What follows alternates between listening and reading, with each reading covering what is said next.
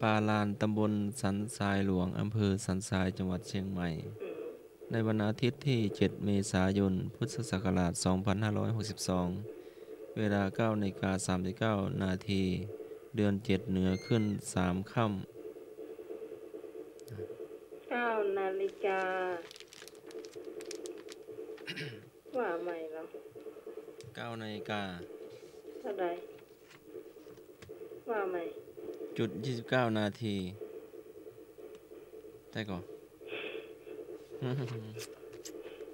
ต้องดูตัวเลขใหม่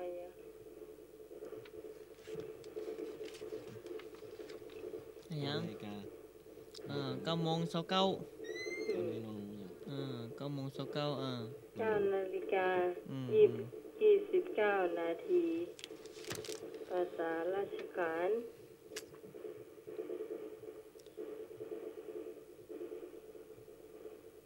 เนื่องในงานพิธียกช่อฟ้าเอกอุโบสถณวัดไซสถานป่าเศร้าน้อยตำบลสันปุเลยอำเภอดอยสะเก็ดในวันอาทิตย์ที่7เมษายนพุทธศักราช2562เวลา 13:39 นาทีอีก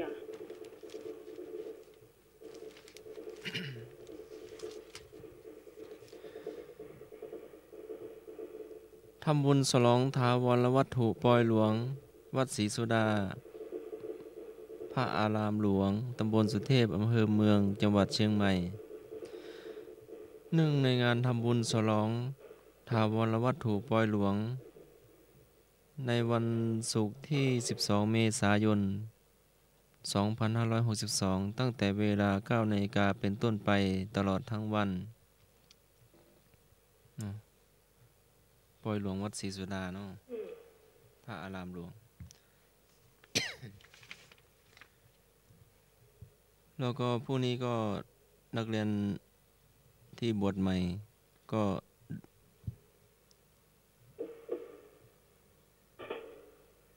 ็ไปพักอยู่ที่วัดโป่งน้อยเนาะเดินทางตั้งแต่วันที่อบรมตั้งแต่วันที่29 30 31วันพรุ่งนี้ก็จะไปบิณฑบาตตั้งแต่หน้าเทศบาลถึงบ้านพ่อกำนันบุญตันเนาะก็ไปทำบุญตักบาตรได้ก็จำวัดอยู่ที่วัดโป่งน้อยหลวงพ่อขาวเนาะ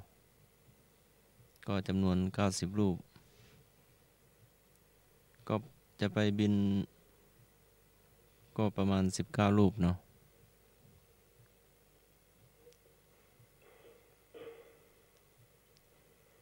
เจ้าก็พักอยู่ที่วัดโป่งน้อยภาควัดวงน้อยใครจะไปทำบุญกันไปได้31แล้ววันที่1ที่2คนใหญ่ วันที่1 2 3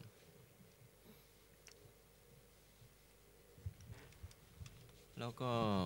วัดไฟหินเราก็ทำบุญให้ครูบาทุกปีเนาะในวันที่อะไรนะวันที่เหรอผมก็พูดไง21เดือนเมษาทุกวันที่21เนาะหลังสงกรานต์เนาะอยู่วัดฝาหินมากี่ปีนี่เสียสงกรานต์แล้วก็มาได้งานวันที่21เมษายนเนาะวันนี้ก็วันที่31มีนาแล้วก็หลังสงกรานต์เนาะสงกรานต์ก็วันที่ตั้งแต่วันที่ไหนไปสงกรานต์วันที่อย่าง13 14 15กันน่ะ13 14 15ก็เป็นวันสงกรานต์เนาะแต่ภาคเหนือเขาเรียกว่าอะไรนะปีใหม่เมืองปีใหม่เมืองนั่นเป็นปีใหม่เมืองของเมืองเหนือเนาะมาเท่านี่เล่นน้ำตั้งแต่วันที่10ไปถึงก่อนแต่เห็นเขาเล่นกันแล้วนะ เล่นตั้งแต่วันที่27 28ร้อนก็สาดน้ำคนใหญ่ก็ยกแก้ว น้ำแตกต่างกันเนาะตีขวดปึ้งปูปังเนาะ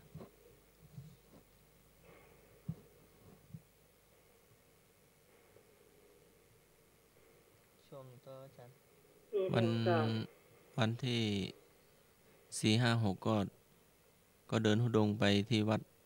ป่าจี้เนาะที่ตำบลแม่เฮียเนาะสามเณรที่บวชใหม่ อืม เดินจากวัดโป่ง สำ น้อย ห ไป รับวันที่6นี่ ถ้าปีมาบัดตันก็เพื่อท่านกอบกับท่านสมัครจัดรายการไปก่อนเนอะ ปีกบ้านวันที่5นี่นะ เออ นั่นเตอะ ก็ดูหันสมพรเอาเนาะปีวันวันที่ ท่านสมรมีปีกลาวเจ๊กาไปทำบอกไฟอ่ะ 5ทำบอกไฟ เป็นทำบอกไฟแข่งนี่ ไปอาทิตย์หน้านี่กะเสาร์อาทิตย์นี่เนาะ ไม่รู้เหมือนกัน เจ้าเดินเข้ามากันไหมเนาะมันเป็น อนาคต แต่ก็ มาจ่ายวัน ฮะ ที่ 5 ที่ 6 เนี่ย ที่จะบอกว่า น้าหมายมี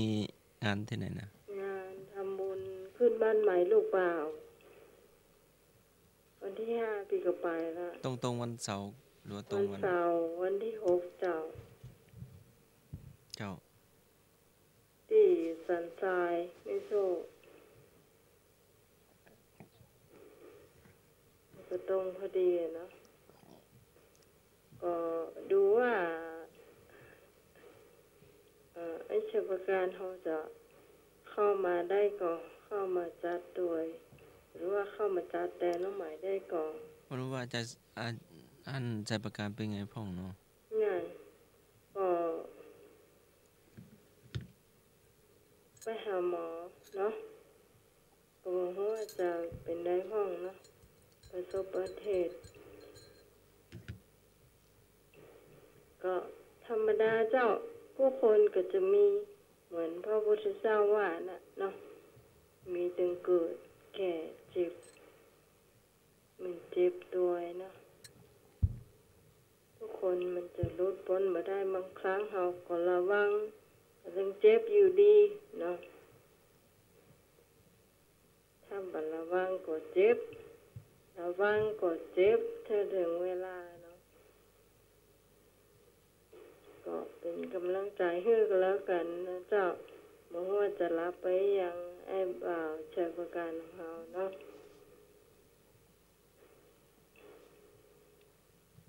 เจ้า แต่ถ้าท่านสมัครจัดรายการไปก่อนเนี่ยพี่ก็จะมาต่อเนาะดูก่อนว่า ได้อยู่แหละผ่านช่วงเพลงไปเนาะให้ได้อยู่แหละ อืม จะสมัครอยู่ได้ อืม ตอนนั้นน่าจะอยู่วัดป่าจี้อยู่นะ วันไหน 5 6 7 1 2 3 4 5 6ไม่วัดป่าจี้ก็วัดจะดูอีกทีเนาะ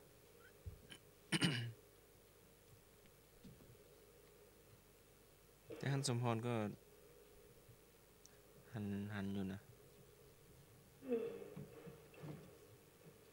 พี่ก็จะไปวันที่5เนาะวันที่5แล้วก็ไม่แน่ถ้าบ่ไหวก็จะปิกมาเพื่อเฮามันได้รับได้นอน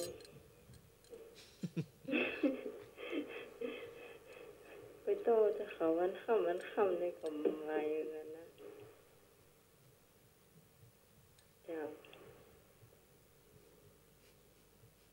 ตลกเนาะ มันจะวัยรุ่นนะ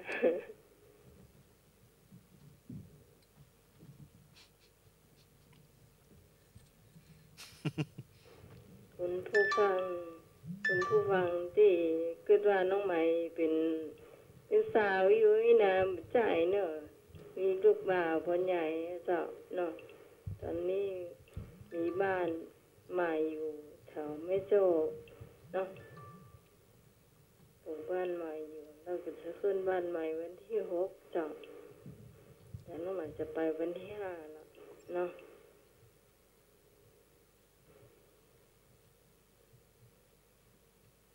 ช่วงต่อไปเป็นช่วงอย่างนะ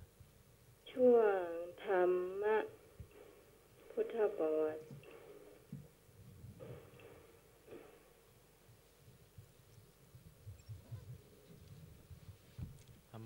ะเนาะ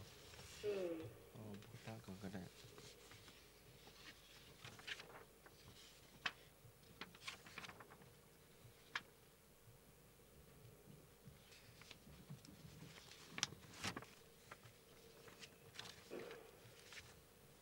โอ้คำเดียวช่วงพุทธประวัติธรรมศึกษาชั้นโทคำถามที่หนึ่งถามว่าอนุพุทธองค์แรกในพระพุทธศาสนาคือใครอนุพุทธองค์แรกในพระพุทธศาสนาคือใครกอไก่พระอัญญาโกณทัญญะขอไข่พระวัปปะข้อคอพระพัทธิยะข้องอพระอัสสชิ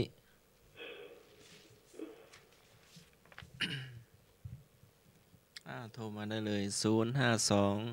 010 462ข้อนี้ง่ายเนอะ 053810406นี่เมื่อยเนาะ จ่าย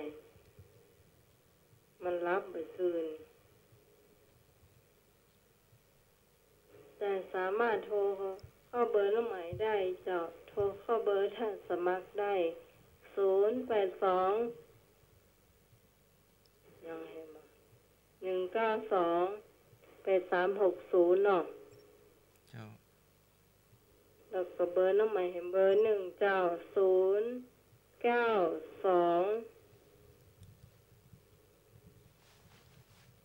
จำเบอร์ได้นะ643 6538 092 643 6538เจ้า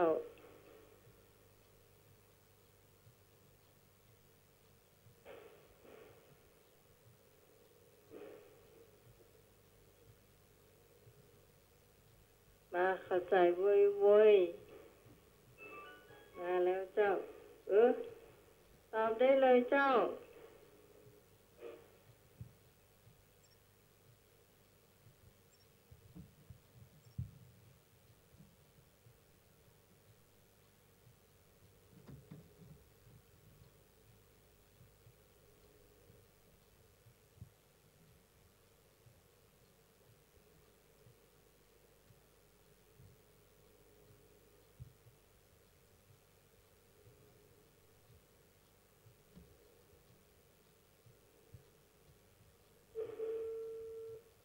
ดูว่าใครโทรมากี่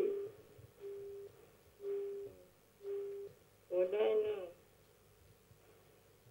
สายว่างเจ้า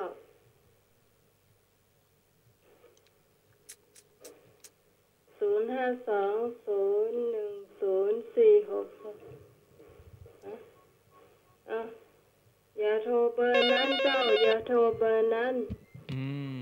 มาแล้วเพล ค ง รับผ แล้ว มสวัสดีครับ เจ้าสวัสดีเจ้า กอไก่ครับ อูดังวังชัดอูเฮง ครับผม 871เข้า871อย่าโทรเพราะว่าหมายใจอยู่ต้องโทรเบอร์นี้เจ้า092 092 643 6538เจ้า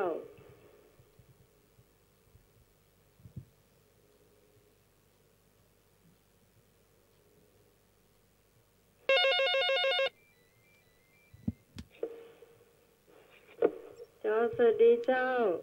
สวัสดีครับ อ้อไหน กอไก่โกงกนะ กอ ครับ ไก่กุ๊กกุ๊ก ให้หนูบอกเอาฮิตาจิแล้ว เบาฮิตาชิแกมเอาได้ บอกกอไก่ได้เลยละ เอานี้แกเว้นฮิตาชิเคยจื่อเปิ้นจัดดีไปเปลี่ยนจื่อเปิ้นว่ะ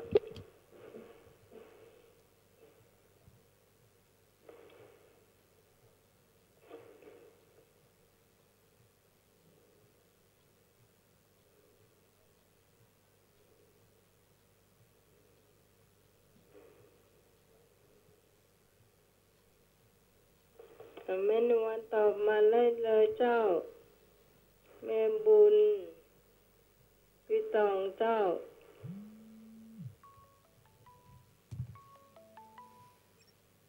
ไปจังท่านสมัครเนอะ เจ้าแม่บุญเจ้า ได้ยินแล้วบอก เจ้า เจ้าเอาก็ไปก็งอกเตยหนุ่ยน่ะ เจ้า เจ้า เจ้าสวัสดีเจ้า สวัสดีเจ้า จ้าน้องไหม เจ้าไม่นวล เจ้าไม่นอนก็เอาก็ไก่มันไม่บูนนั่นนะเจ้า เจ้า เจ้า เจ้าพี่สาวเสียสามยอดเนอะพี่สาวป่าบงเนอะเจิญนะเจ้า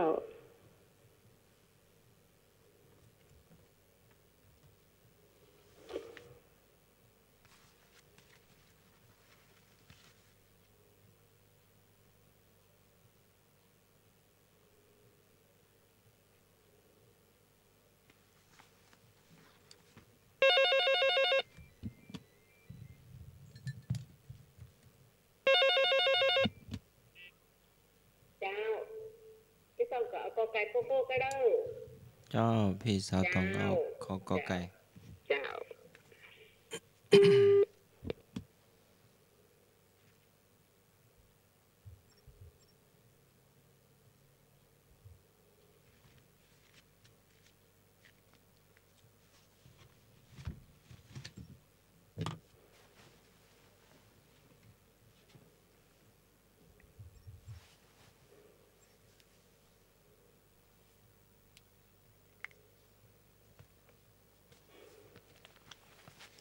ตอบมาเลย แล้วถ้าจะตอบก็ เอาซื้อภาษาปันเองที่อายุเอาสัญญาณไม่ได้อีนี่ว่าเราใส่มาฮับตกแต่งกันเจ้าแล้วนี่ ฟังตามเฟซบุ๊กเอาเลย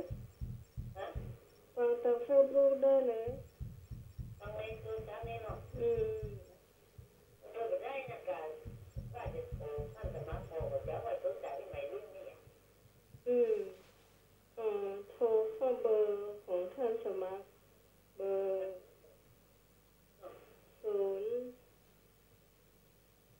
082เอาไปจ่ายมันจะไปเด้งที่ท่านสมัครไงโทรเข้าไปแล้วมันจะไปเด้งที่ท่านสมัคร082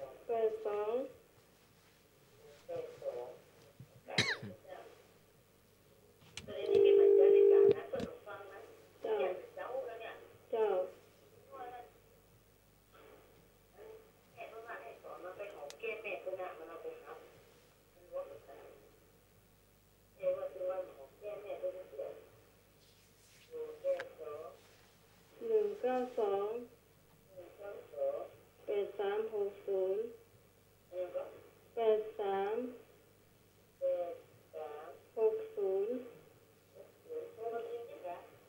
พอไปแล้วมันจะไป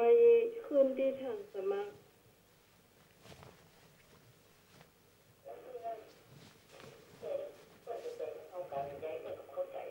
เดี๋ยวบันทึกจะไปโชว์ที่ปุ่นเนาะเชนเนาะ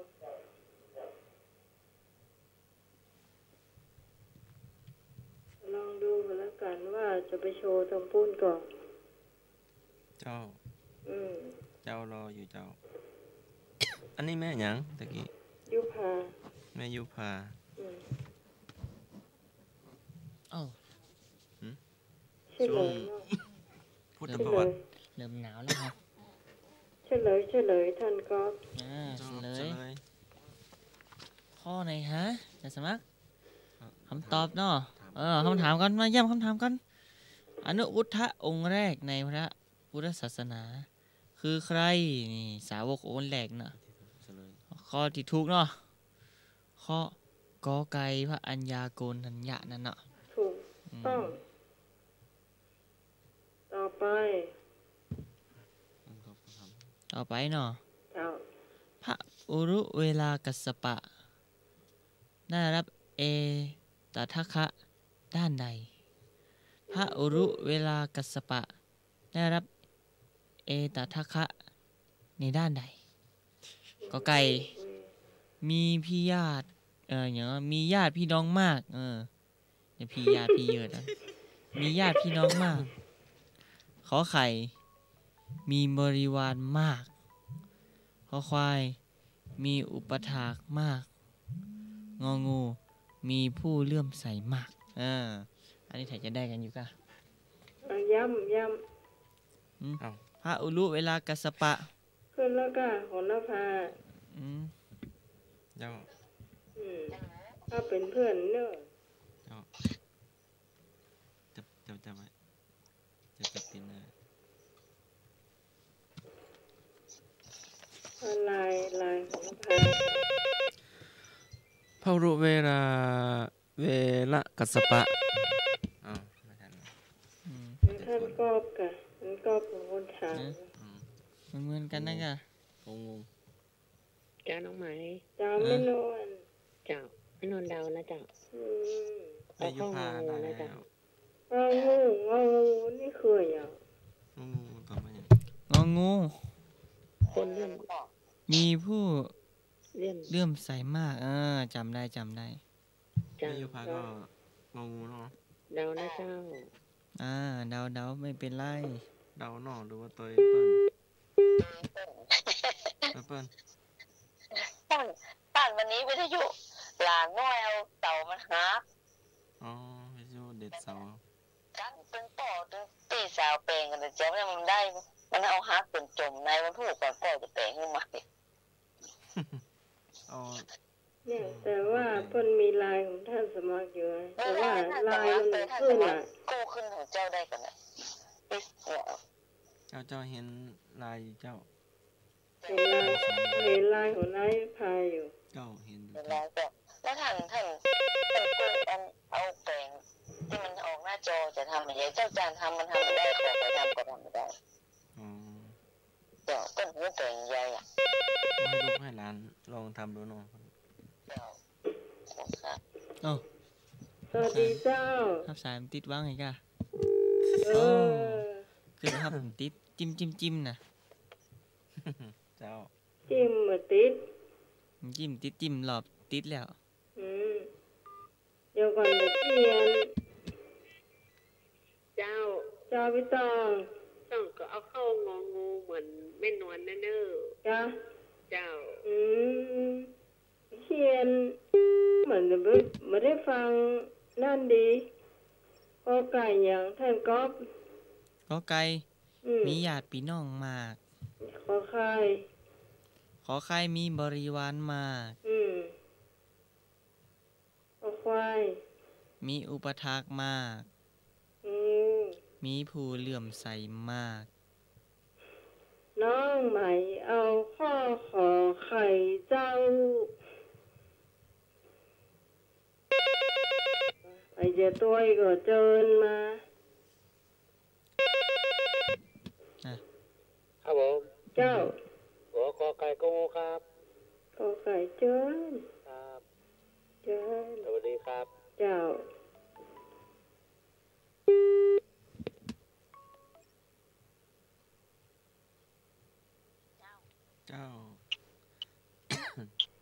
ตัวน้องใหม่เด้อ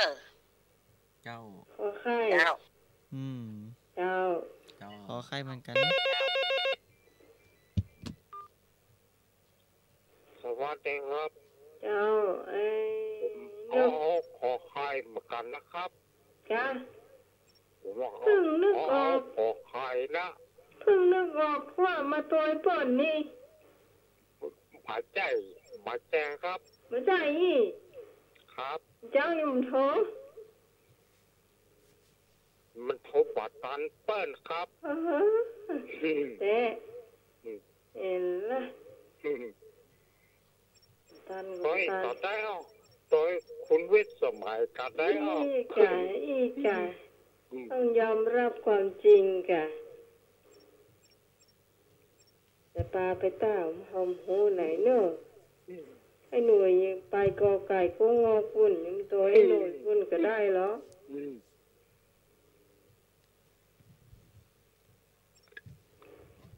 เดี๋ยวนี้คอควายเนี่ยมี ต้นนะ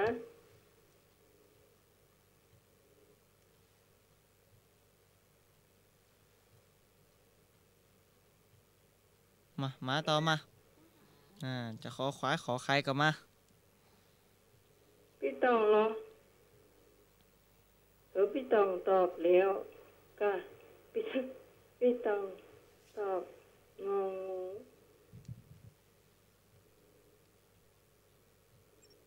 พี่ตองแม่บุญแม่นวลไปตัวกันหมดเริ่มใจแม่บุญตัวไหมจะมีแม่นวลนภาสวัสดีครับผมนมัสการคุณเจ้าครับผมครับนมัสการสวัสดีน้องใหม่นะเจ้าไอ้บ่าวจีรศักดิ์บ้านที่ละปูนเจ้าไม่ได้เจ้าสวัสดีเป็นสมาชิกทุกท่านนะครับเนาะเจ้าสวัสดีแตนตัวเนาะครับก็คนที่ขอตอบเป็นน้องใหม่นะครับเนาะชัวร์เนาะเจ้าขอไข่นะครับชัวร์ค่ะชัวร์ครับเนาะนี่ไอ้หนุ่มชัยเนาะครับผมมั่นใจบ้านที่ละปูนเจ้าครับผมมีบริวารมากนะครับเนาะฮะครับข้อที่ว่ามีบริวารมากนะครับเนาะเจ้าขอไข่ครับเจ้าอันนี้บ่าวจีรศักดิ์บ้านที่ละปูนนะเจ้ายังไม่ได้ยินได้บ่าวธงชัยจากแม่อ่อนเต้นเนอวันนี้นะกับไอ้บ่าวดอกแดงนะเจ้าต่างดอยสะเก็ดเปิ้นชอบตอบธรรมะเนอะ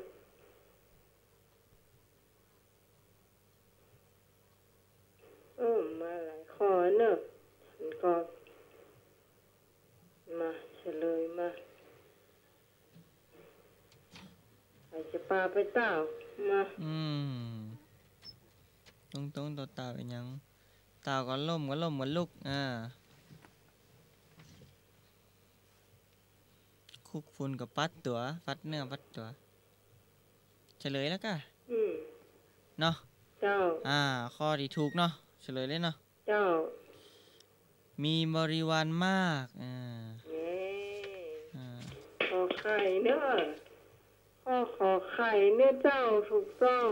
ต่อไปเป็นสาธารณพิธีบริวารมากเคยถามเรื่องนี้นะเคยถามเรื่องนี้นะนั่นมันนานแล้วมานี่เอาเลยถามเลยเอาเราครับแป๊บนึงละนี่จะสมัครพรง่ายๆดีๆเหรอ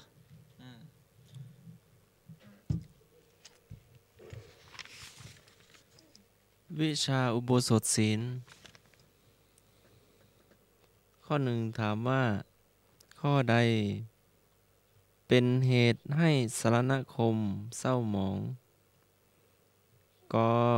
ไม่รู้จักพระรัตนตรัยขอเข้าใจผิดพระรัตนตรัยขอไม่เอื้อเฟื้อพระรัตนตรัยงองูถูกทุกข้อก็หมอมดหิมดีหมอมดก็หมอมดจะหมอมดหิมดี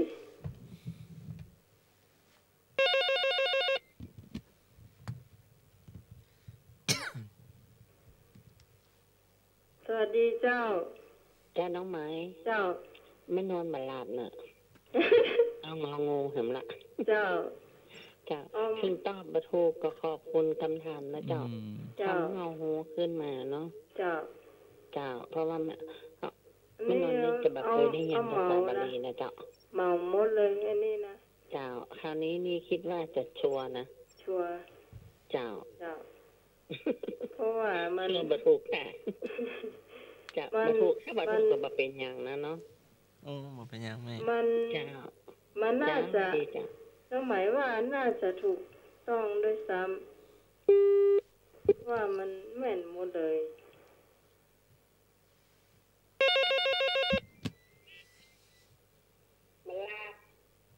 บัลลา เอาอยู่งงๆนั่นแหละ วันละ โอ้ตาใสมากมาก ตาใส เป็นพันธุ์แท้ เป็น งูตาใสมาก นะ งู ให้นึก ๆอืม ให้หนุ่ยนะ ไอ้หนุ่ยมาแล้วเนาะ ยัง โอ้ไปไหนเนาะทุกท่านเลยเนอะมาเลย เจ้า ครับผม อะไรหนุ่ย โอ้ปุ๊บมา กอ ปั๊ ไก่ บ ครับผม ฮะ กอไก่ครับ เป็นนั้น ครับผม เข้าใจอะไรอย่างนะไม่เข้าใจสารณคมเนี่ยกะฮะข้อใด กอไก่ เป็นเหตุทำให้สารณคมเศร้าหมองกอไก่ไม่รู้จักพระรัตนตรัยรู้จักพระพุทธพระธรรมพระสงฆ์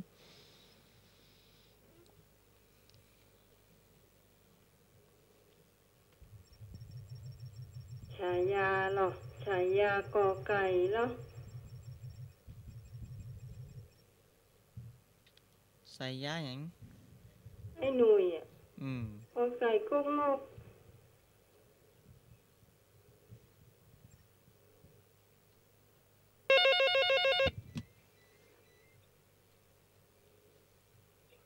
สวัสดีครับขอขอไก่โกโก้นะครับด้วยเนื้อนะ เออ ดี ขอใจเลยนะขอไก่โกโก้ นอน นะ หนุ่ยนอนหนุ่ยนอนนึกตามสบายเถอะติ้วกล้ากอดกอดคอกันเถอะ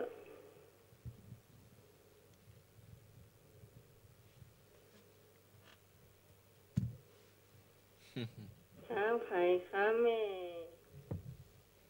บุญ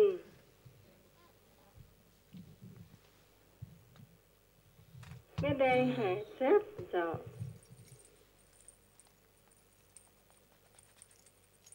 มันจะเหมือนจะยากสักหน่อย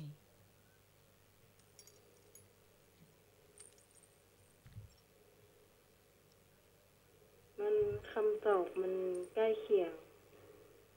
คำตอบใกล้เคียงกัน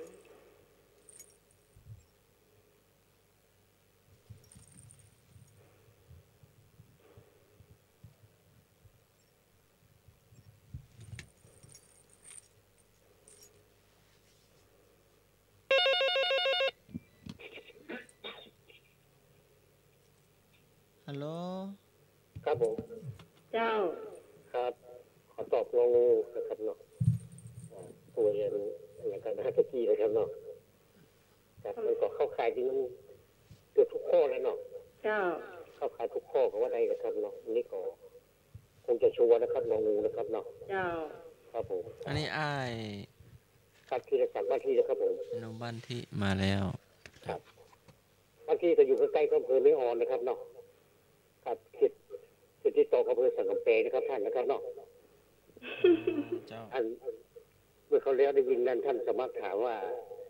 คงจะสงสัยแค่ว่าตำบลว่าที่ตั้งอยู่ทางใดนะครับเนาะ เจ้า ครับใกล้ๆกับหมู่ค้างอำเภอสังกำแพงนะครับผม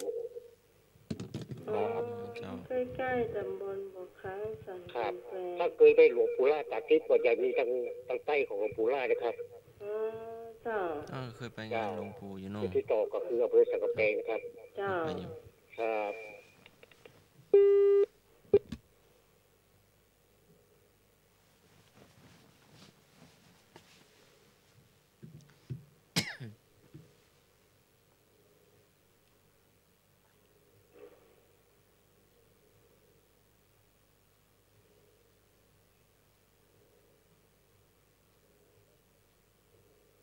เอาละท่านก็เฉลยเลย ครับเสลย เฉลยเนาะ เจ้า ข้อใดเป็นเหตุให้สารณคมเศร้าหมอง ข้อที่ถูกก็คือข้ององูนั่นเนาะ นั่น ถูกทุกข้อนะถูก มัน ทุก ถู ข้อก ทุกข้อ อืม เพราะว่าคำตอบมัน มันดูท่าจะเหมือนจะถูกทุกข้อ อืม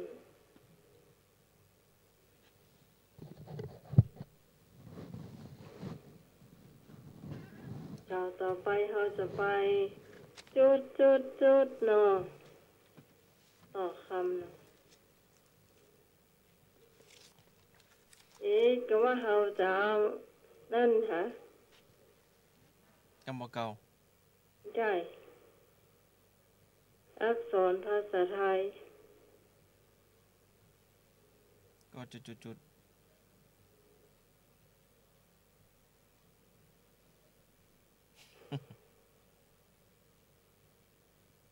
ก็เอาเพิ่มมาก็ได้นะได้ทั้งสอง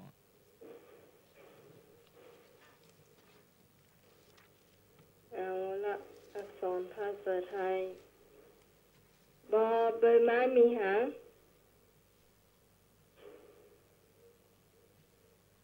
เร็วตอบ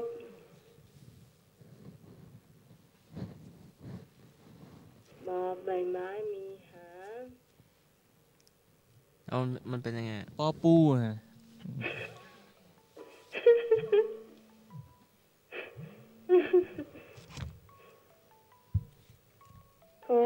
โทรนะเจ้าห้ามโทรไลน์ห้ามใจไลน์โทรเนอะ อันนี้โทรภาษามักเนาะ เจ้าไม่ว่าบ่ต้องโทร บ ไล อ น์ ใบ นะ ไม้น้องไหมบอใบไม้ เจ้า เจ้า เจ้าอย่าใจไลน์นะเจ้าเปลี่ยนคนอื่นเจ้า ผมขอเต้านะครับ บ่เดาอ่ะเอา สบา เอา ลี เป๊ะเลย สบาลีสีแม่นกะครับ โอ้บอใบไม้มีหาง บอใบไม้มีหาง บนพึมพ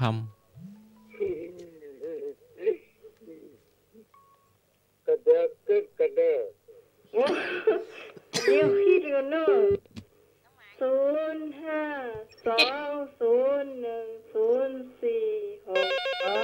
เอาแม่ว่าเลย เจ้า สอบบฤษี ขอโทษ ฮะ ขอโทษเหมือนไม่รู้ว่าจะกินนะสวัสดีเจ้า เจ้าปอปลา ปอปลาถูกต้อง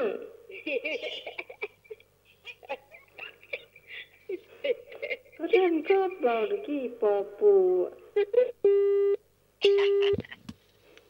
เจ้า เจ้าโอเคเอาล่ะต่อไปตัวอักษรอย่างดี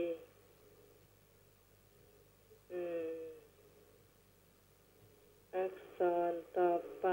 เจ้าเดียวกันเนอะพอพานมีหาง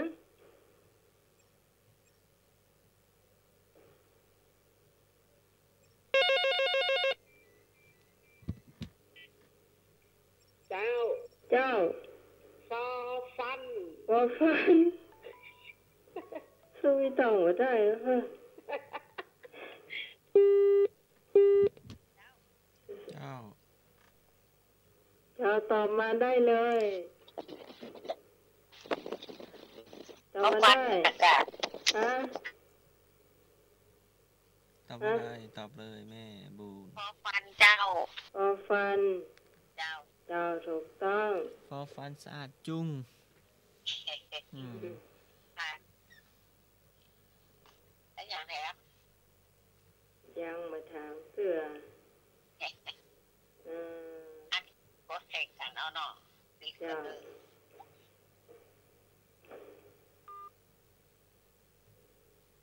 อืมจอจานมีเลข5อยู่ตังบน จอจานมีเลข5อยู่ตังบนอันหยังอ๋อตัวหยังอักษรหยัง ขอฐาน โอ้โห เจ้าเจ้า ตอนนี้เรียบเลย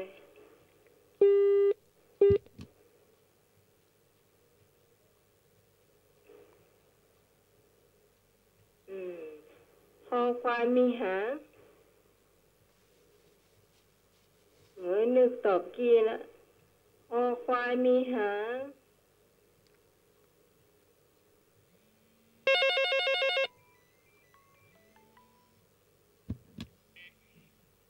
สอสลา เจ้า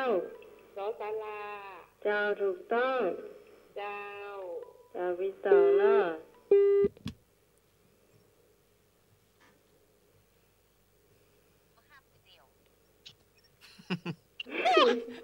คนโทรได้เจ้าอ่ะจอคนสละ ตะแกงแม่ก็ ตะกี้ไปไหนอยู่ อ๋อต้อง ไม่ได้ยินกะ ได้ยิน นี่ ก็เห็นแม่ท่านหนึ่ง เจ้าคนสละเด้อ ก็คิดว่าอู้ชวนกัน เจ้าแม่ เจ้าเจ้า เจ้า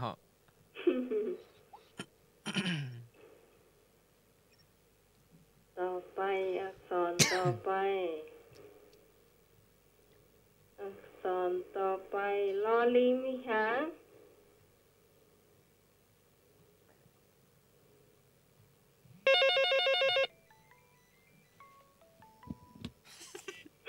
เจ้า เจ้าสอดาวขนอง ถ้าเสือดาวขนอง สอเสือดาวขนอง เจ้า มาพร้อมกันเลยอ่ะ สอเสือนะกะ เจ้า เจ้า พี่ตองนี่กดไว้แต่เลยกดไว้แล้วก็ท่านก็คงจะห้ามไว้ท่านก็ช่วยถามเลยภาษาไทยอ่ะจะสอนอะไรก็ได้ นี่มีตัวอย่างพ่อ โอ้ตัวเลิกตัวยัง เอาอะไรมาใส่ยังไม่เข้าใจเท่าไหร่ ตายแล้วก็ถามว่าได้ไป10 ตัวยังไม่เข้าใจตัวนะ เจ้ายังงงๆเขา เขาจะอธิบายอย่างไรดีเนี่ย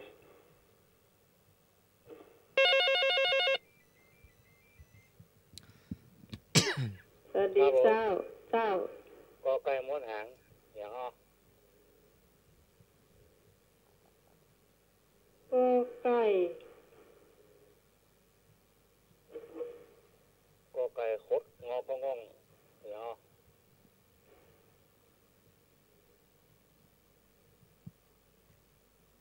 ดอชดา ไม่ถูก ตอประตัก ไม่ถูก เขียนผิด ไม่ถูกน่าแล้วบ่ น้อง ถอถุง ฮะ ถอถุง มันมีหางไหนหัน ม้วนหางลงหน้าแหละ มันบ่ใจอันนั่นคือหัวมัน อันนี้ถามบ่ถูกเนอะถามบ่ถูก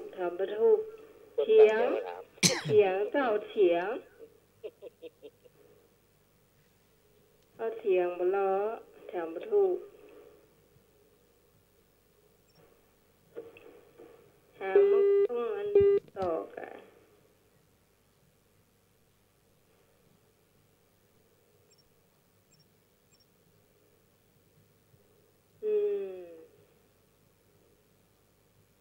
โอ้ยยังเห็นดี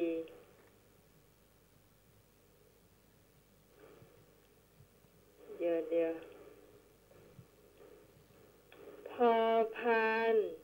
มีหันอากาศอยู่ตั้งหลัง พ่อพานมีหันอากาศ อยู่ตั้งหางอยู่ตั้งหาง เจ้า รอจุฬา โอ้โหเจ้าถูกต้องเราจุฬาถูกต้อง อ้าวคุยกับไม่บุญ เจ้า อ่า เราจุฬาเนอะ นี่ก็รอจุฬาเหมือนกัน เจ้า เจ้า ได้อย่างแอบ นอหนู หน้าหนูอะยะ เดาออกอ่ะ เห็นเห็นหนูวิ่งอยู่บนเพดานอ่ะก็เลยนึกถึงหนูเนี่ยบนศาลนี่ห้องส่งนะมันเต้นหรือมันวิ่งมันหรือว่ามันจะได้ห้องมันเจ้ามาถามใหม่เจ้าอันนี้มาถามครับผมเจ้าครับข้างนอกเจ้าพึ่งหางยาวน้องใหม่ฮะพอพึ่งหางยาวพอพึ่งหางยาวฟอฝาเจ้าเจ้าครับทอถุงหางยาวตรงนั้นทอถุงหางยาวเดี๋ยวเจ้าถุงหางยาวอักษรเนี่ยฮะเดี๋ยวก่อนนะอักษรทอถุงหางยาวพี่ตองตอบเหรอเดี๋ยวมันลากอยู่มาตัวหนึ่งนะไม่บุญมาก่อนเจ้ารอเลิกเจ้าถูกก็สวัสดีเจ้าพี่ตอง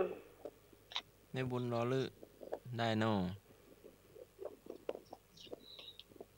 ให้อีกสายว่าจะได้เจ้า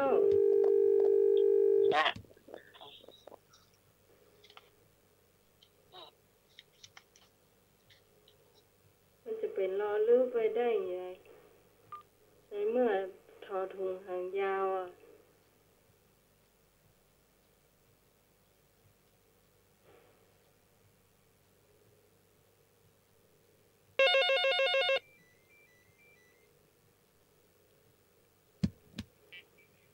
สวัสดีเจ้าหางยาวว่าต้องเป็นนอนเน้น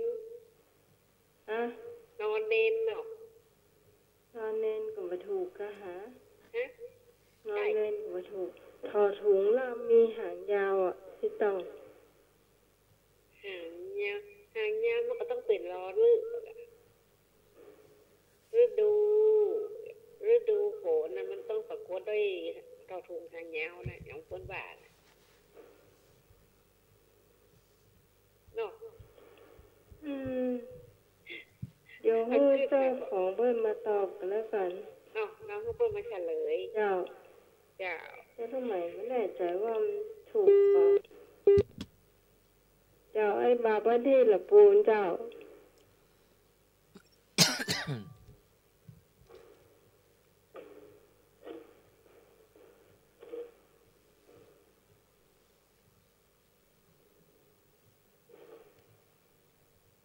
เอาตัวอะไรก็ได้มาต่ออักษรสระอะไรก็ได้เนาะใช่บ่าวบันดีเจ้าครับผมครับรอลื้อถูกต้องแล้วครับรอลื้อก่ะครับ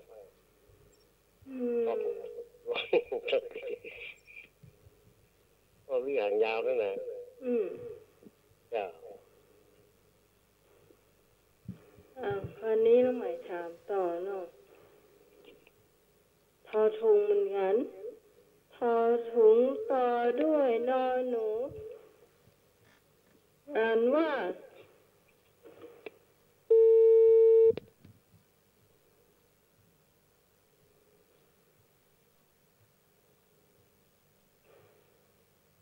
ทอถุงต่อด้วยนอหนูเจ้าอ่านว่า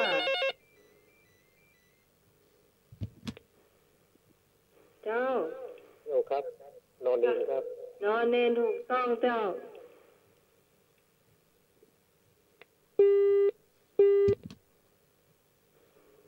ต่อเต่าต่อด้วยมอม้าเจ้า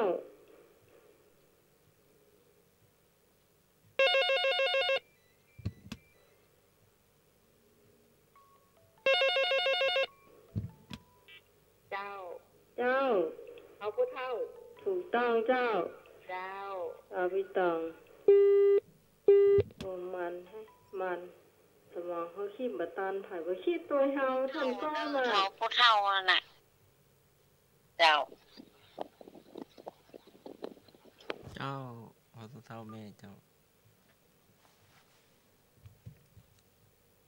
ตอบ รับอยู่เจ้า จะไปรับเด้งใดน่ะช่วยคิดแลห้ามหลับ รับ ห้ามหลับ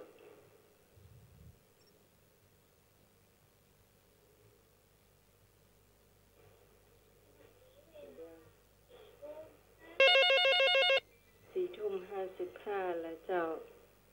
สวัสดีเจ้า ครับ เจ้า ครับบอใบไม้สระอาครับ ฮะ บอใบไม้สระอาเนี่ย บอใบไม้สระอา สระอาตัวเดียวนี่นะ อ๋อสบฤาษี เจ้า เจ้า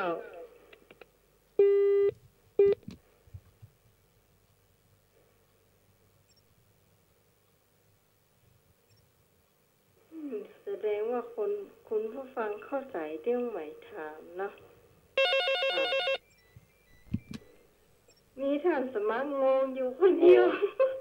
ครับ เจ้า ข้ออ้างไม่อ่าน ฮะ ข้ออ้างไม่อ่าน มีหางก็ฮอนหูกอ่ะ ครับขอรูปตาโตครับผม จบข่าวเนาะ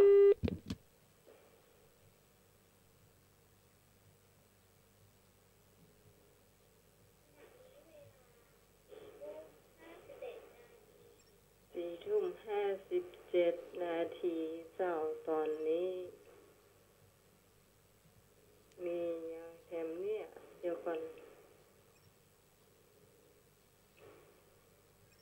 อักษรในแถมคุณผู้ฟังที่นึกได้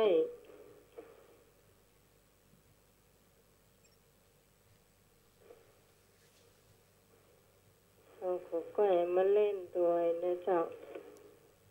เดี๋ยวปีใหม่เมื่อเจออย่างหัวแล้วละ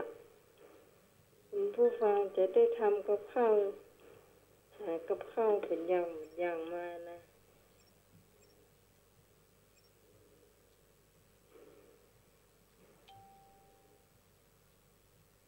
มีอักษรตัวไหนแถมเจ้าที่คุณผู้ฟังอยากถาม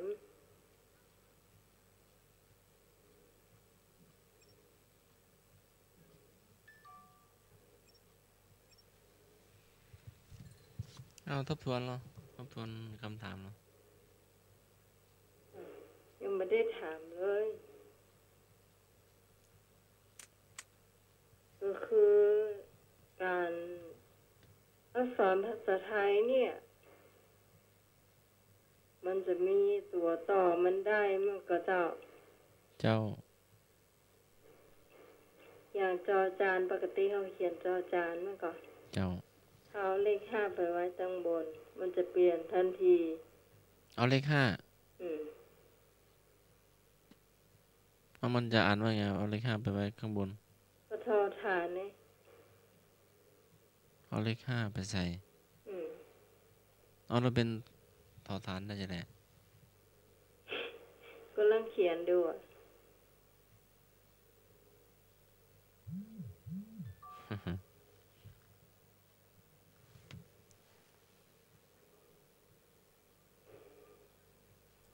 เอาสระมาใส่เนาะ หืม เอาสระมาใส่กะเอามาต่อเติมกะ จ้า เอาเราลองอักษรตัวใหม่ลงมาขึ้นมาถามแล้วกัน เจ้าสวัสดีเจ้า เจ้าไหม เจ้า ทอทูจะมอมา ทอทุงใส่มอมะ ทอทุงชอบก็เชื่อ แม่นละ สมอง ยังไม่ไปเป็นเจ้ากระชือ เพื่อสมัครเนี่ยมาเข้าใจเต้อ ลองไม่อธิบายนะ ท่านสมัครลองเอาปากกามา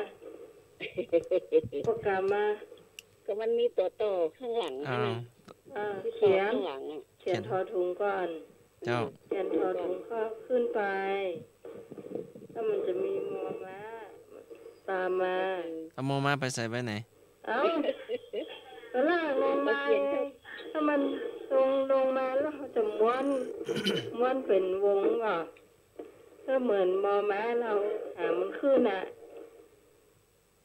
เขี ขียนเท่ากระเชอ เอามอม้าตีลังกา เอาเราเขียนทอกระเชอสิ เขียนจ้างก่อนน่ะเท่ากระเชอไปจ้างจ้ะ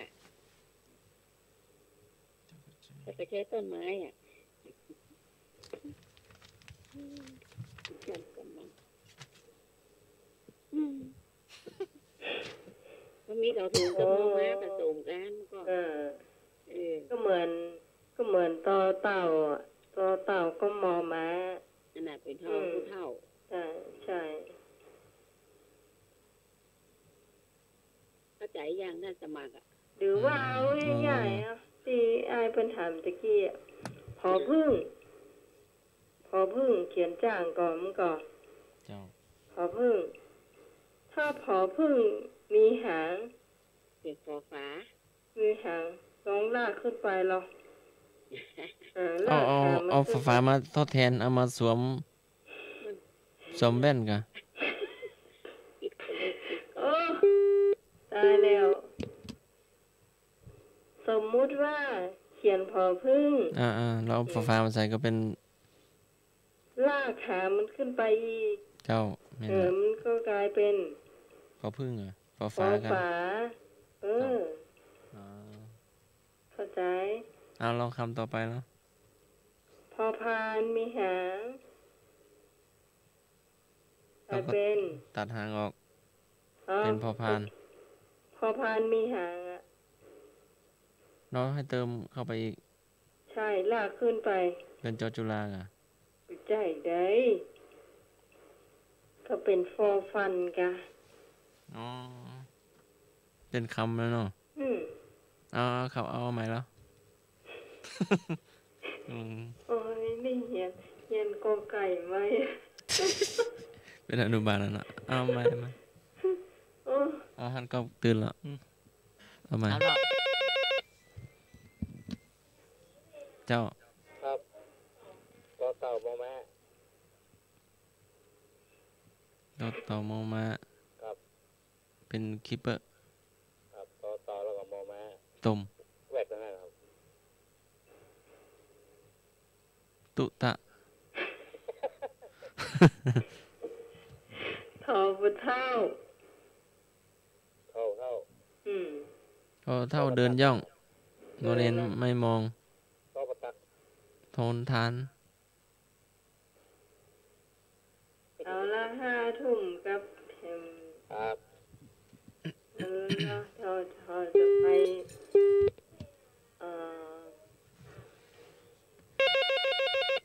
มาม่วนเนี่ยมาว่าจะได้ดีเจ้าดีเจ้า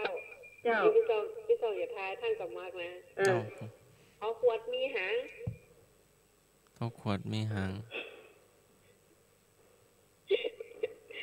เป็นติ๊กตักติ๊กตอกเป็นปอปลาไม่ใช่เอาขวดมีหางอ่ะไม่เคยเห็นเลยเขาขวดมีหางขวดมีหางก็โซ่โอ้ยจะเพิ่งนึกออกเอาไหม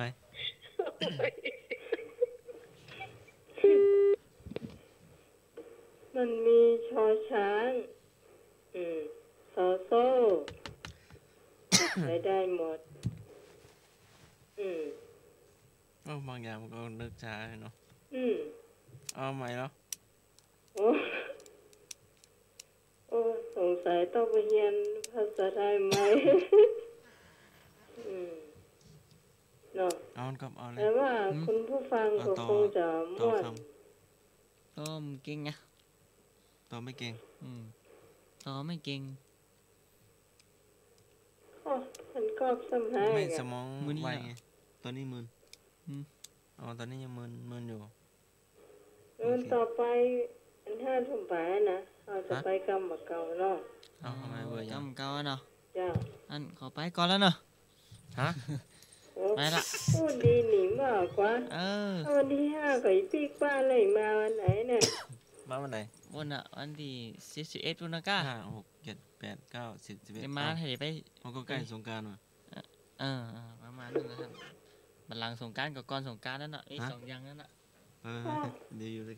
ค่อยไปเมินแก่ค่ะวัดแล้วกันเอาบัลลังก์สงกรานต์ก็ก่อนสงกรานต์บอกเป็น2แนวไว้เนาะ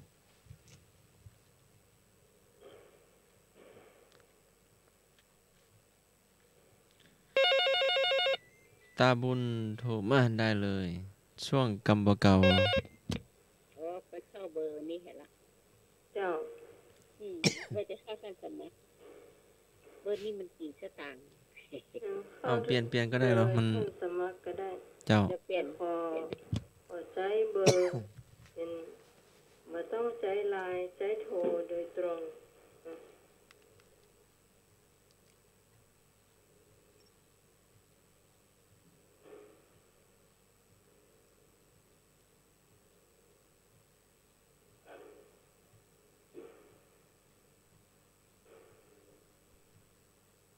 วันนี้ต่อไปช่วงต่อไปนี่เป็นกรรมเก่านะเจ้า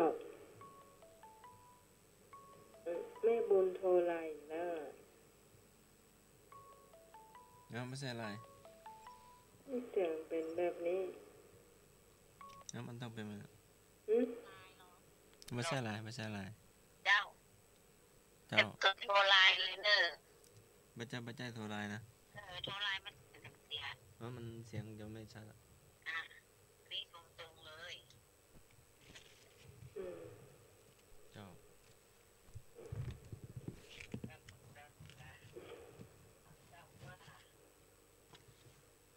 มาตายฝั่งถอดงามันมี2 กรรมจ้ะ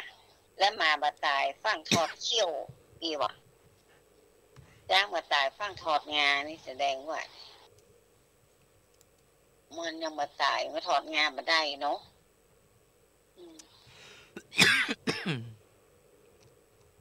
ก็แปะเป็นกลมหนีคือเห็นนะคะต้องแปะเอาคนเดียวเขาแปลกันก่อนหรือว่าเขาตอบไปก่อนหรือว่าจะแปลไปเลยแล้วค่อยเติมทีหลังมันหนีกันแปะเราต้องแปะเอาคนเดียวเพิ่นให้แปลเอาเจ้างั้นผู้รู้ก็ย่างมาตายฝั่งถอดงามันมาตายไปถอดได้ยังไงเนาะเป็นดูเปิ้นเนาะนั่นละมันยังมาตายก็ลงมันยังมีชีวิตอยู่นะอย่ากับคนเปรียบกับอย่างเดียเปรียบอย่างนี้หาจะดูถ้ากอบกับไปเหี้ยมีถามท่านกอบนั่นน่ะถ้าจะมากับโมเรื่องนะหมอ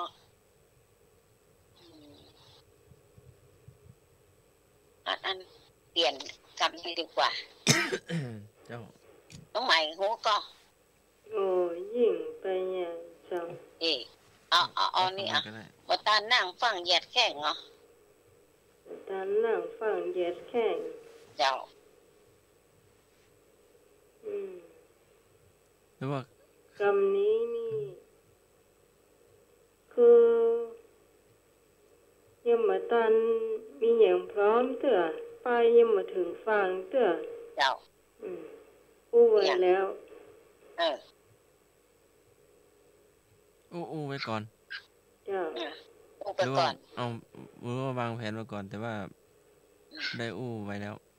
เด็กก็อู้บ่ได้นะก็ทำมาได้ทำบ่ได้ ถ้าจะว่าไปเนี่ยคือคนขี้โม้ขี้โวยประมาณนี้แต่บางอย่างเป็นแต่เป็นว่าบางอย่างก็ไม่มีกระดูกสักอย่างลิ้นไม่มีกระดูกเขาว่านะ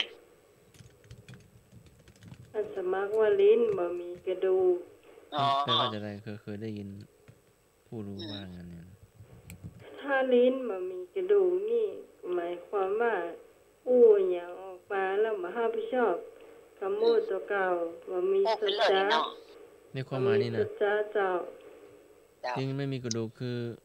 อู้ไม่มี มารักษากระมูไหม อ่าแต่เคยได้ยินเฉยๆแต่บ่ได้รู้ความหมาย ลิ้นมีกระดูก เขียนไปอู้ไปเนาะ แล้วบ่รับผิดชอบหยัง มาห้าพี่ชอบกระมูว่าอู้ไปแล้วเนี่ย จะมีผลจะใด คล้ายกันเนาะ เจ้า แล้วก็นั่งฟังเหยียดแขก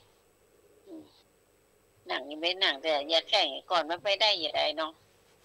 ตั้งไงพวก ก็น่าก็ว่าต่างไง มันจะใหญ่เหรอ อืม ว่าตอนนั่งฟังเหยียดแข่งก็ หรือว่าขา ตาย ขาเก้า เหยียด อี้ แขกเนี่ยก่อนน่ะ ขาเก้าอี้ลุกอ่ะ ตกลงเบิกอ่ะ บางทีก็เอ็นดูเนาะบางทีเก้าอี้มันชำรุดหรือว่ามันเก่าอะเนาะบางทีมันทะลุไปนู่นนะบางทีก็ล้มไปเลยอะหักไปเลยอะ เจ้า น้ำหนักเยอะพ่องมันเก้าอี้มีอายุพ่องอะเนาะ เจ้าจบไปแล้วมีกรรมเดียวอีกอ่ะ มีมันก็ มีละตะกี้น้ำเป็ด ได้2 กรัมเนาะ เจ้า ที่กรรมตะกี้มันยากเนาะ มันยากไปหน่อยเจ้า แล้ว ต้ เพิ่ อน งอาชญการช่วยเนาะ เราจะมาแปะ ผู้ จ้า รู้ช่วยมีอาชญการ จะ ก็ ต้องเพื่อนให้ชาวการก่อน เจ้า ไฮเวเนอร์เนาะ เก่ง แม่นจะประการเพื่อเก่ง ก็มาอยากให้เกิด เพิ่น เนาะ อธิบายอะไรนะ เหมือนเห็นภาพเลยเนาะเหมือนอยู่ เจ้า แต่เลย จ้างอธิบายแล้วก็ แล้วเขาก็จะรู้รายละเอียดค่อนข้างจะหนักตัว แม่น ทั้งรู้ละเอียดเนาะ เราได้ก็ได้น้อยเดียว รู้ละเอียดแต่ โอ้ย ฮะ เอาอย่างต่อ ช่วงต่อไปเป็นช่วงอย่าง ช่วงต่อไป ตอนนี้ เที่ยว 11 มี โมง กล้าไหมเนี่ย 15 นาที อืม ตอนนี้11 โมง 15 นา 11 โมง ที 15 เดี๋ยวนะช่วงจุดๆกันหรือว่าช่วง จุดๆเอาอยู่ก่อน จุดเอาเล่าเที่ยกันดีกว่าตะกี้มันช่วงจุดนี่เอาภาษาไทยมาแทรก เอาอันนั้นมาแทนเนี่ยเนาะ เจ้า ภาษาไทย จุดๆมาก็จะได้ เจ้า เพิ่มเติมกันไปเนาะ เอาเที่ยมาก่อน เอาเจียมมาก่อนเนาะ เจ้า แม่มันมีนะวันนี้ ท่านสมัครก่อนหรือว่าไม่บุญก่อน แม่มันมีเจ้า อ๋อ ท่านสมัครกันเลย เจ้าพอไปแสดงบิณฑบาตเนาะกับสามเณรใหม่เนาะแล้วก็อุ้มบาตรมา แล้วก็นิมนต์ก่อนครับมาเนาะ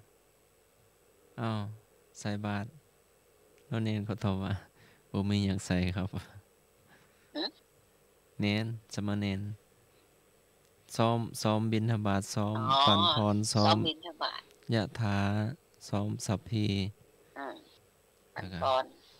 ซ้อมบิณฑบาตเนาะต้องถอดรองเท้าต้องมองในบาตรแล้วก็ค่อยๆเตียวแล้วก็ระวังฝาบาตรจะหลุดนะคะ เจ้าแล้วก็ ค่อยๆเดินสำรวมนะคะ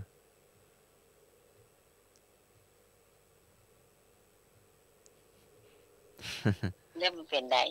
อ๋อบอกสามเณรใส่บาตรสามเณรก็ตอบว่าบ่มีหยังใส่ครับ มีอย่างใส่ บ่มีหยังใส่บาตรก็บ่มีแต่ๆนะ เนาะ แล้วก็อู้ มี ซื่อเนาะ ซ้อมเหมือนได้เล่า ซ้อ ซ้อ ม มไปมีอย่างไปสมมุติเอาเนาะซ้อมเนาะ เจ้า แต่เด็กก็ความจำดีเนาะยะถาสัพพีพอตอนเช้ามาก็ ตอนเช้ามาก็สวดได้อะ จบไปหนึ่งเรื่อง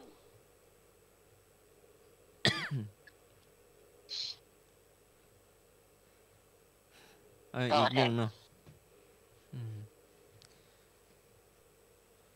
ก็สามเณรก็ช่วยกวาดใบไม้เหี่ยววัดรดต้นไม้เนาะก็ทำวัดเนาะห่มผ้าห่มจีวรก็ดูพร้อมเพรียงกันดีเนาะก็มันดูโรงงามดีเนาะ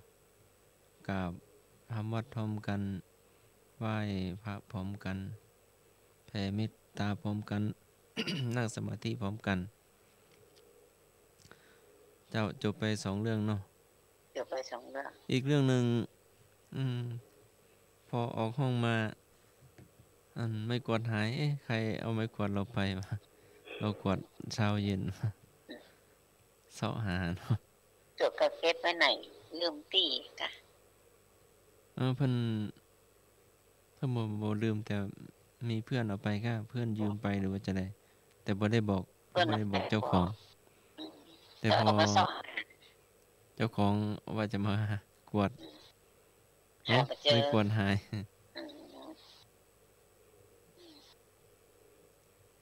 ตัวนี้มันก็ใบไม้หล่นนักกันเนาะในวัดต้นไม้นักบางคนก็ว่าโอ้ลมมา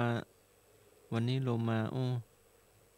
ลมได้พัดเอาควันเอาหมอกโอ้เปล่งขึ้นมาพ้อง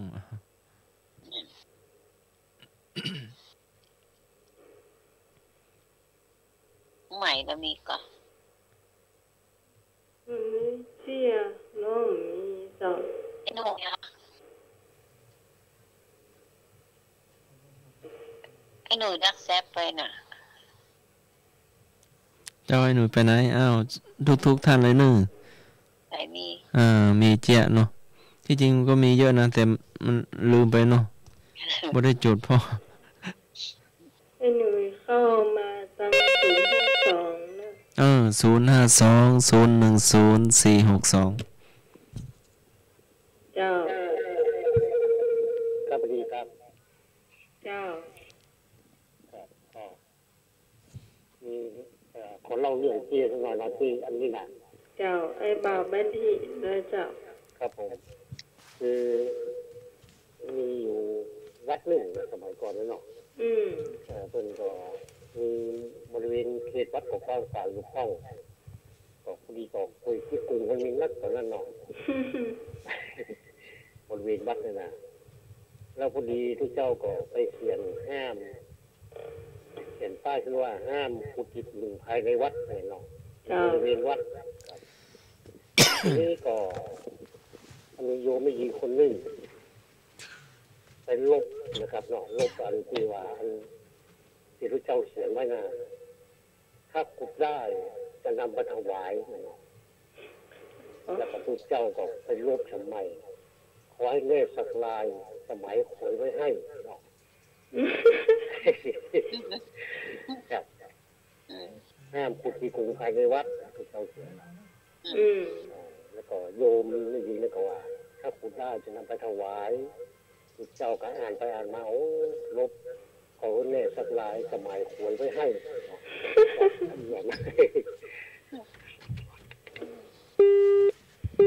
ทบทวนให้ฟังหน่อย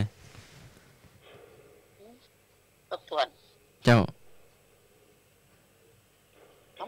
ไอ้บ่าววันที่เพิ่นบอกว่าอีก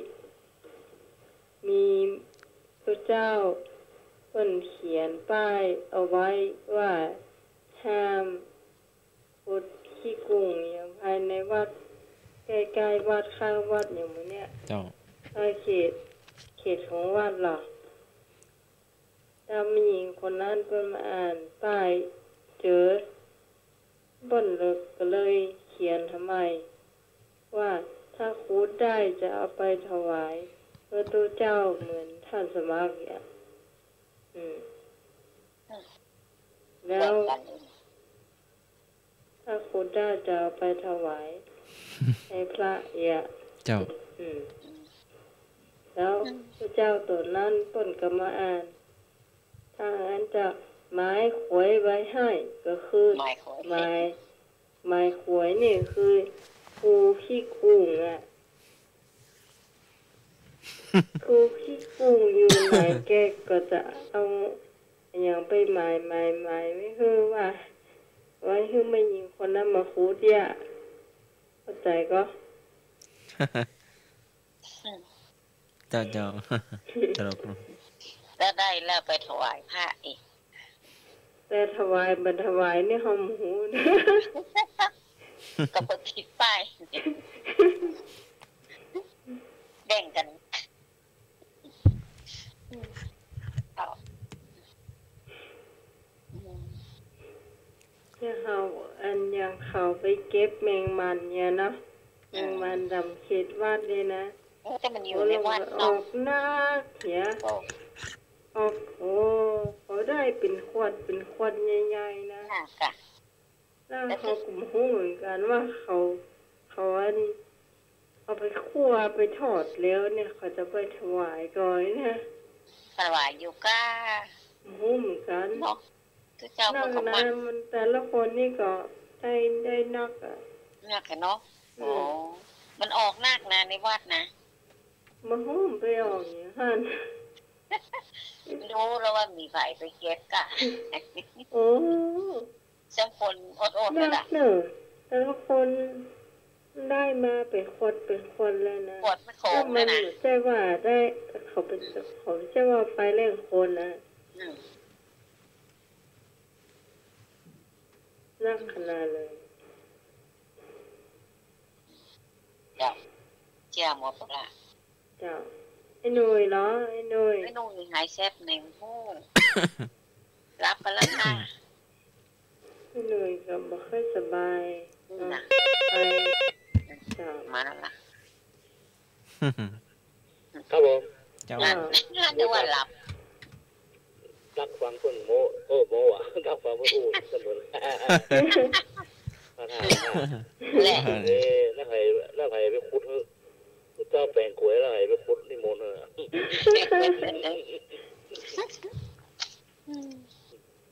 เที่ยวผมนี่อยู่องค์ยาหรอก อืม ผมป่วยอยู่องค์ยามีแม่ก้าหวยไปขายหวยวันนี้ละ อืม จัด7 จัด 8ว่ะหวยแข่งหวยขาวหรอ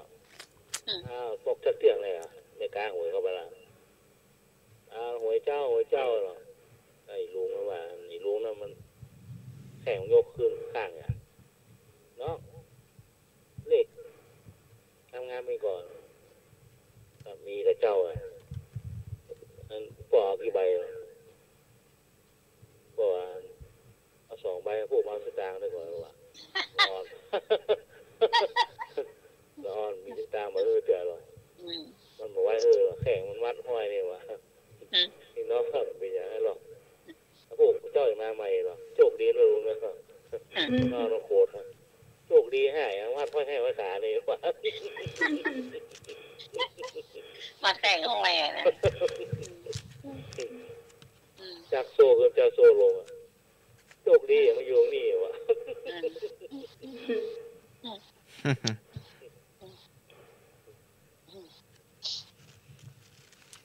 เที่ยวยาครับเหมือนมาแข่งมาขาว่าโชคดีอยู่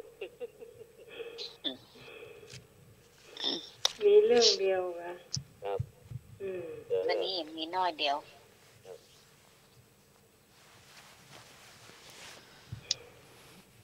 พี่โม เดียว อีกเรื่องฮะพอสมควรยัง เจ้าพอละนะ ช่วงจุดจ้ะ มาจุดแล้วพอจะไปอย่างอ้อนแล้วเจ้า เป็นอย่างพ่อ อ๋อ เป็นอย่าง มาเนอะไอ้นึกถามบรรดาอย่างอ้อนได้เลย นึกจะถามกัน เจ้า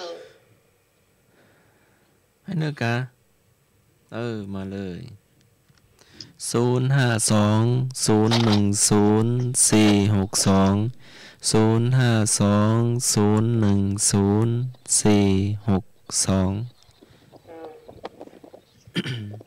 ให้นึกได้เบอร์โทร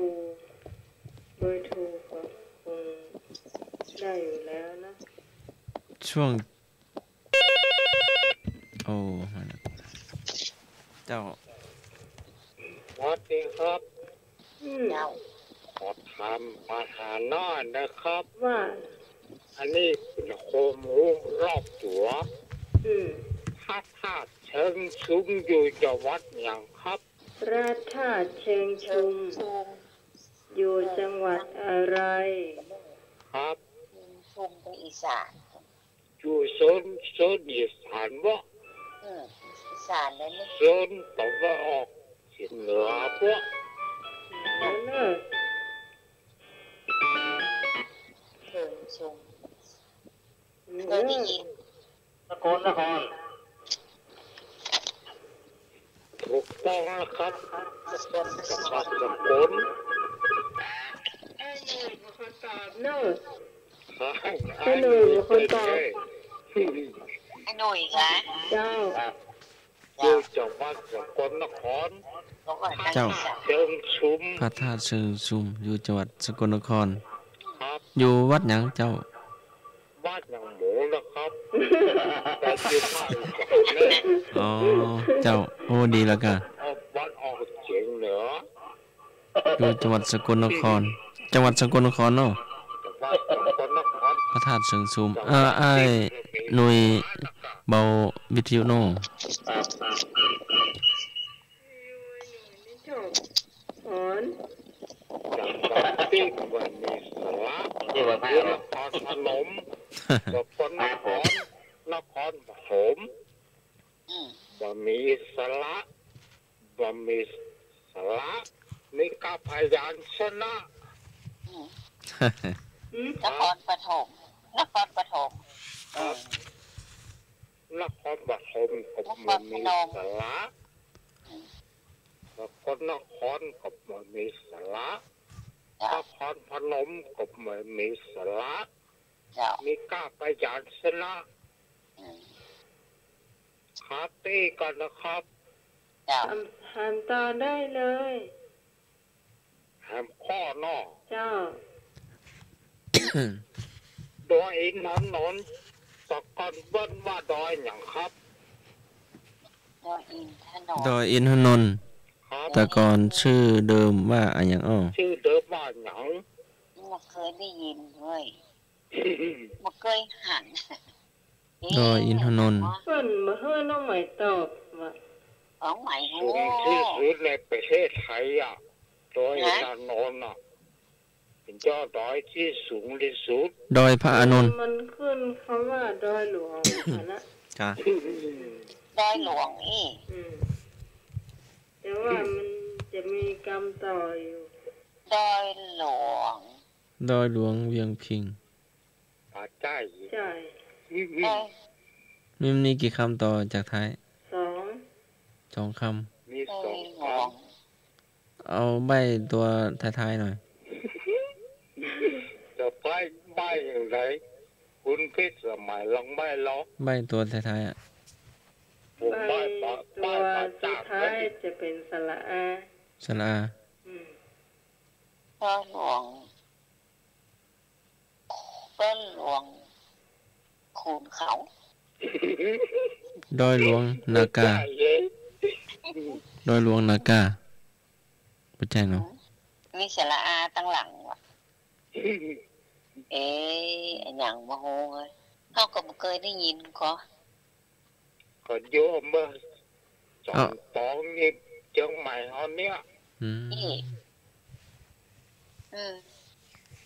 ดอยอินทนนท์ก็อยู่จอมตอง ไม่ละอยู่จอมตอง เคยไปแอวอยู่ ครับ เจ้า อ้าวโทรมาเลย ฮะ ไอ้หนุ่ยตอบได้อยู่ก่อนเจ้า อืมโทรมาเบอร์หน้าใหม่วาง โทรมา สาย เบอร์นี้เจ้า โอ้ ตอนแรก เจ้า เป็นดอยหลวงนี่เด้อ เจ้า ดอยหลวงนี่ เดินเนอะเสียงบ่ขึ้นจ้ะอ่ะ อันนี้ตัวผมหัวหมูหอบตัวมันก็นะดอยหลวงครับ ฮะ ตัวอ่างค้าง ดอยหลวงขายอยู่ฝั่ง ว่า บื้ ใต้ นัตตี้ดอยอังขาง ว่าใต้ว่าใต้ ดอยหลวงครับ ฮะ ดอยหลวงครับ ว ใช่ ก็หลวงอ่างขางบาดใจ เอาเติมให้อีกสักคำหน่อย เติม หลวงขาง ก่อนมอมาก่อนสระอา ใช่เขาบอกแล้วว่าเป็นสระอา มีสระอาอยู่สุดท้ายค่ะ สุดท้าย มันจะเป็นอย่างไอ้ยังเขา ดอยหลวงบุญมา ใจเลยหลวงขาง ตอยอย่างดีเนาะ ดอยหลวงแต่ ก็หลวงหนังว่าหลวงขาง ดอยหลวงหนาว หลวงอ่างขางมันอยู่ฝั่งกูลูก ดอยหลวงหนาวแต่ว่าใช่ก่อ ใจเลยก็หลวงสูงก็สูงอ่ะมันสูงที่สุดในเมืองไทยหมดกันเนอะ ก็ใบอีกเพิ่มมาอีกสักตัวน้อย มันมี2 คำเนาะ สมัยป้าเจอ เดี๋ยว เอาเพิ่ม เดี๋ยวกันเนอะ เอามาเนี่ยตบตาให้ก่อน เดี๋ยวดอยหลวงเนาะ ตอยนี่ คำว่าดอยหลวงมา ก็ แล้ว ขุน เนาะ ขุนเบา คำต่อไปจะเป็นอ้อแองเจ้า ตอย ตัวหลวงอ่าง อ่างหยัง อ่างขาง ฮะ นักข่างไม่ใช่ หายใจอ่างขาง อ่างหยัง อ่างนาน ไม่ใช่เอง เปิดเล็ดไปเปิดเล็ดมาไอ้นุ้ย อ่างอ่างอ่าง อ่างแก้วนา อ่างแค่น้ำบาดใจ อันนี้จะได้เนี่ย แฟนเป็นกับแฟนมาว่ะ เกี่ยวกับ คนเจ้าใหม่น่าจะหูดี เกี่ยวกับเกี่ยวไปแล้ว โมโหเลยอ่ะอัน เกี่ยว นี้ ไป โมโห แล้ว แต่ เกี่ยว แต่ ไปแล้ว ห้ามว่าโมโหเลย อ่างอะไรหยัง อ่างน้ำ อ่างไม่ดูแล้วห้ามกร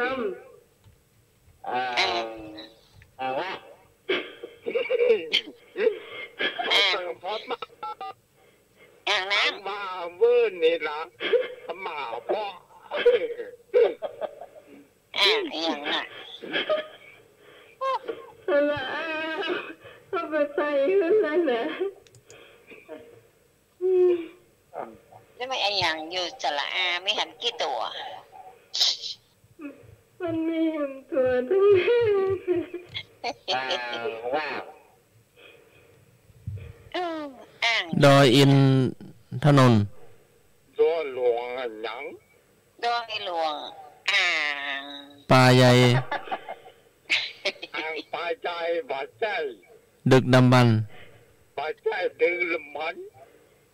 ก็มันแต่ละอาอยู่ตรงซ้ายอะไร แล้วมันมีตัวอย่างแถมสระอามันตัวอย่างแถม ก็ต้องบอกกันแอบไปอ่างไปแล้วนะ อ่างว่าอ่างว่าย อดดอยสูงสุด อ่างว่าอ่างว่า อ่าง อ๋อ น่าจะบอก เดี๋ยวกำลังหาอยู่ น่าจะมาไปยอมเถอะ แล้วสายเตี้ย ไม่กำลัง น่าจะได้อยู่ หาอยู่เนี่ย เอาเลยเอาเลย ฮะ อ่างอะไรหยังแล้วก็อ่างเอาเลยว่าหลวงว่าบะหมี่บ้านเราบะหมี่อังบ้านนี่บะหมี่มีแตะฟ้ามาว่าเอ้ย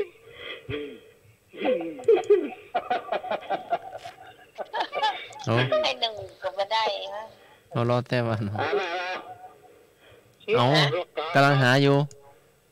กำลังหาอยู่ มักลาสายเตี้ย มีเดี๋ยวอ่ะเดี๋ยวไอ้ไม่เนี่ยดี กิวแม่ปาน เอาการสุดท้ายมันบินไปบินมาได้เอา ฮ คำสุดท้ายบินไปบินมาได้เหรอ พือปีกพึบพึบพึบพึบ บินไปบิน บิ มาน ไปบินมาได้อีเด้อ เออ นะแล้วมันมีสระอาเลยบินไปบินมา โอ้ กากากา นี่กะ เออนั่นแหละอ่างหยัง อากาอากา เออถูกแล้ว อ่างกา ตัวหลวงอังกา อ่างกา ครับ อ่างกาอีก เราไม่กินน้ำที่อ่างบดดอยอ่ะ แต่ไปฮอกเปลี่ยนเป็นดอย ชื่อดอยหลวงอ่างกา ตัวหลวงอังกาก ามากินน้ำในแอ่ง อ่างกาว่าอ่างกา ไม่กิน อ่าง น้ำ กาอ่างกา บนดอย ดอยอินทนนท์นะ ครับ มากินน้ อากา ำอ่างกา กาเราตัวหลวงอังกา แล้วกาชวนนกอื่นมากินก่อนโอเคกูกินแต่กา ใช่จวนอยู่กันเนาะ ชวนอยู่เนาะ โอ้กากามา เจ้า โอ้บ่เคยได้ยินเนาะ เด็กครับ เจ้า อินพนม อยากฝากตัวเนี่ย เขียน หลวงหลวงอยากบอกว่า เจ้านั่น ดอยไอ้นึกนี่ปะโทกว่าจะได้ จ้ะโอ้กี่10 นาทีพวกกั อื น มเป็นคำมาเนี่ยคำแต่คำว่า จำแท็กจำว่า อะอย่างเห็ดดอกน้อยออกดอยเขาเขียวกินคนเดียว เดือดนันตึงบ้าน ดอกนั้นถึงบ้านเฮ็ดดอกน้อย ออกรอยเขาเขียว ลาหูอมจันทร์ ฮะ ลาหูอมจันทร์ ใครหัว เก่งนะเนาะ นั่น มาดูปักกระตือนท่านสมัคร ถู กล้าก ว่า ถ้าสมัครกลางอยู่อะ อยู่ข้างหลังนี่กะ เจ้า อืมสายตามันดีเนาะสายตาหน้าหมายดีแท้ เอ้ยขัดลงเข้าเอาอย่าง ๆอั แล้ว น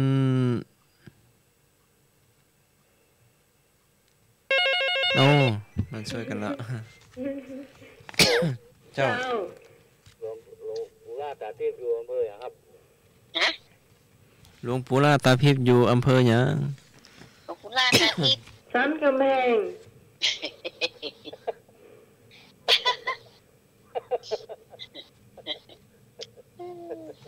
ก็ถามคนเชียงใหม่เหรอ หลวงปู่แหวนอยู่อำเภออย่างครับ อ่ะ พ เปล่า ร้าว เนาะ พร้าว อำเภอดอยไม่ปัง เปล่า อำเภอพร้าว ไม่ใช่อำเภอดอยไม่ปังอะ วัดตอนนี้อยู่ตำบลอย่าง วัดเสาหิน โอ้ย ตอนนี้อยู่ตำบลอะไร เดี๋ยวก่อนไปอู้ฟัง ท่านสมัครนะเปิ้นบอกว่าวัดฝายหินเนอะเปิ้นว่าวัดก้อนหินอีก วัดก้อนหินอย่างมีก็ก้อนหินกะ มันมีอยู่ตรงห้วยเนี่ย เยอะเลยเนาะ ระหว่างสวนสัตว์ เยอะนะ มันเป็นก้อนยาวๆอะไม่ใช่เป็นก้อนนู้นก้อนนี้นะคล้ายๆเป็นผาคล้ายๆเป็นลานหินใหญ่อะแต่ก้อนใหญ่ก็มี แต่ว่าส่วนใหญ่มันจะเป็นลานเป็น เป็นลานเลยเนาะ เป็นลาน แต่ดินส่วนใหญ่จะดินปกไว้หญ้าปกไว้ ที่จริงมันเป็นก้อนหินนะ เจ้าแต่มันไม่เห็นเป็นลูกเนาะมันดินคุมพ่องหญ้าคุมพ่อง เป็นห้วยลงไปเนาะ เป็นห้วย อะอย่าง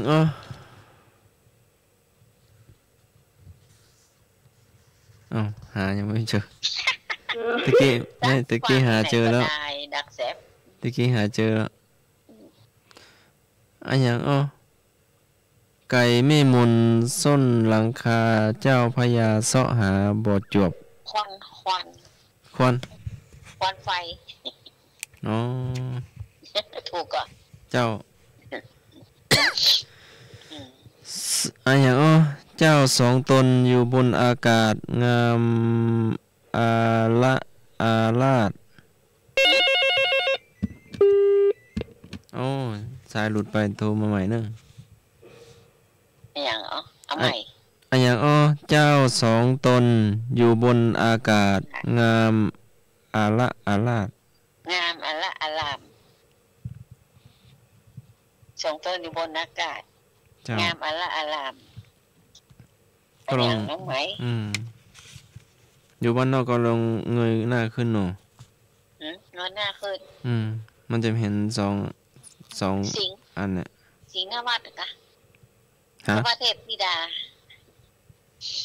มันต้องมองบ้านนอกนะถ้ามองในเมืองไม่มีแสงสีถ้ามองบ้านนอกจะเห็นชัดกลางคืนเหรอเจ้ากลางคืนมันเดือนพระจันทร์น่ะเนาะเดือนกับดาวเดือนกับดาวเก่งเจ้าท่านไหนมีอะไรก็ช่วยกันเนาะ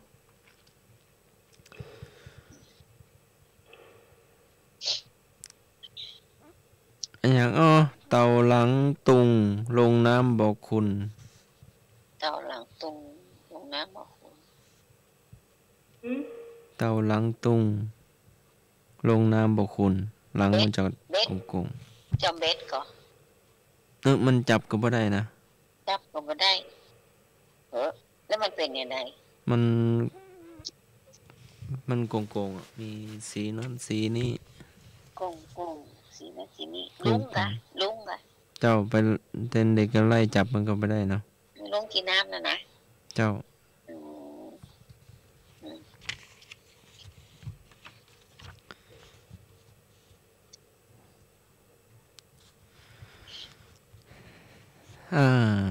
โทรมาเลย0520100462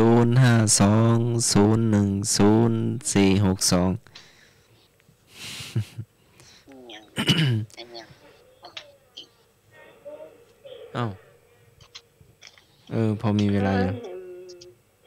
นาทีใช่7 นาทีได้อยู่กับแถมกำมาเลยเจ้าสวัสดีเจ้าสวัสดีครับเจ้าขอทำพาหามข้อนะครับได้เลยถ้าอย่างเขาจับต้องมาได้ถ้าอย่างเขาจับต้องมาได้เราพระหายใจก่อนหายใจมาหายใจมาแก้ผ้าทิศพระจันทร์มาแก้ผ้าจันทร์พระธุดงค์พระธุดงค์ว่าหายใจอยู่โลกพระเอกพระพายถูกแล้วครับลมแล้วก็พระพายนี่ลมพระพายลมแล้วก็จับต้องมาได้รู้พระพายมันจับได้อยู่มันเย็นก็มันถูกเอานะมันเย็นน่ะจับได้อย่างไรพระพายลมมาแล้วเนี่ยเย็นลมตีหน้ามันสัมผัสความรู้สึกแต่เขาจับมันมาได้เขาคำมาได้มาได้หรอเจ้าครับเจ้าตีกันนะครับเอาโทรมาใหม่เนอะถ้ามีเนอะเป็นคำแบบโบราณเลยเนาะคำปริศนาแท้ๆเลยใช่นึกเนาะพระเพลิงพระพายเพลิงพระพายพระอย่างอันอย่างซ้ายแล้วใหม่ละไว้แล้วเก่า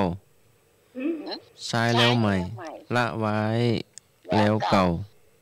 ใช่แล้วใหม่มันเป็นของใจค่ะ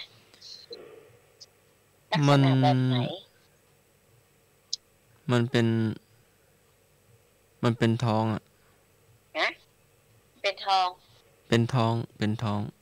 เป็นท้อง ใครๆก็ตอนปัจจุบันตอนเนี้ยใครๆก็ใช้กันอ่ะ เงินนะ มันเป็นท้องนะมันเป็นลานแคบห้องกว้างห้อง เป็นอย่างล่าง มันยาวไป ถ้าไม่มีตัวนี้มันก็ไปบ้านนาใหม่บ่ได้อ่ะ ถนน เจ้านะ ถนนนี้ เจ้าใช้แล้วใหม่อะมันก็ถนนมันก็ใหม่ก็เนาะถ้าละไว้มันก็มีใบไม้พ่องมี แม่น เจ้าไปหน่อย ครับ มีก็ เนาะโอ้ดูปลา เอ้ยฉันฟังจะดีนะฉันฟังจะดีเอาใหม่ เนาะแป๊บๆประกันกี่ตัวมาเชื่อครับ ลิ้น ลิ้น ครับถูกต้องดีไม่ดังยองดัง ฮะ ดีไม่ดังยองดัง แว่นตา แว่นตาน่ะกะ ครับ พอใกล้ไม่เห็นพอใกล้เห็น ใกล้ไม่เห็นพอใกล้เห็นสายตา ไม่รู้ครับ ไม่ถูก อะไรนะ ไม่เป็น พอใกล้เห็นเรียกดีพอใกล้ไม่เห็น พอใกล้เห็น พอไกลไม่เห็น ครับ ขนตา ไม่รู้ครับ ขี้ตา ไม่รู้ครับ มันอยู่ในตัวเฮากะ ครับผม หนังตา ใกล้หูดัง ครับผ ปลาย ม หูดัง ถูกต้องครับจมูก ปลายจิกหูดังเออ โอ้ เดี๋ยวไปอะไรที่ไม่หยอดไม่ยาน หู ตึง ตกใจ ตึง นะ ตึงโอ้โหมันตึงอ่ะ มันตื่นอยู่ตลอดมันตื่นไปเหี่ยวไปยานเนาะถ้าเอาไปก็ยังงั้นอ่ะอยู่งั้นอ่ะ เดี๋ยวไปอะไรคนที่ไม่ชอบ ฮะ ซองอะไรที่ไม่ชอบ ทองขาว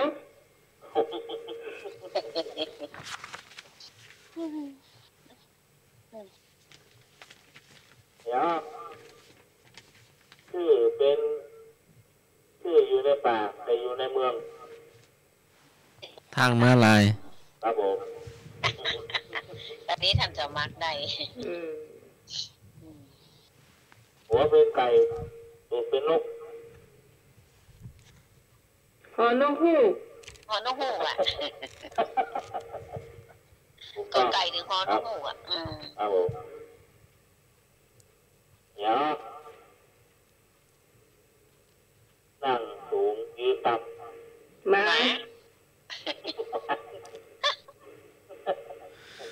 อะไรเอ่ยชื่ออยู่บนฟ้ากายาอยู่ในน้ ปลาดาว ำเหร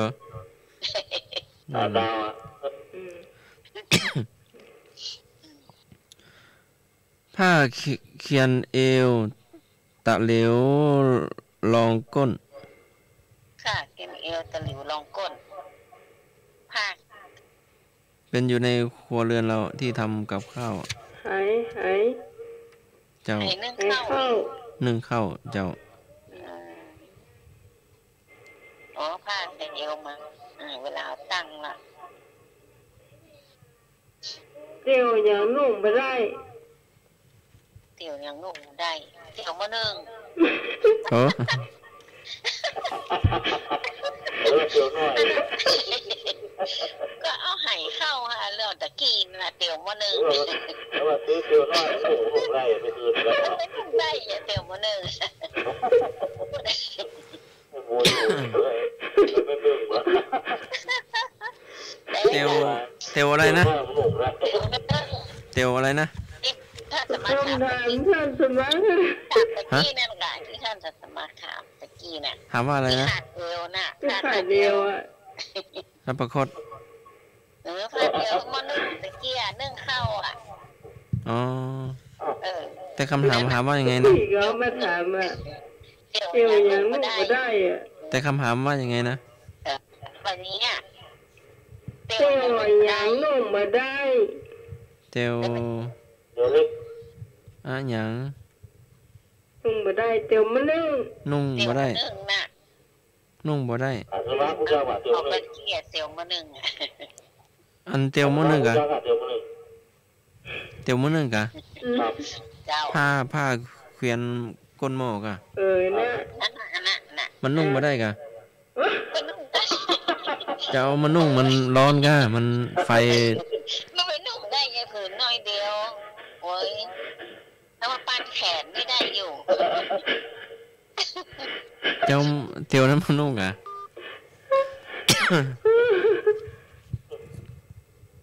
ฮัลโหล เดี๋ยวมื้อนึงอันเดี๋ยวเดี๋ยวมื้อนึงหรอ สองพี่น้องอยู่หลายคณะ สองหู เอา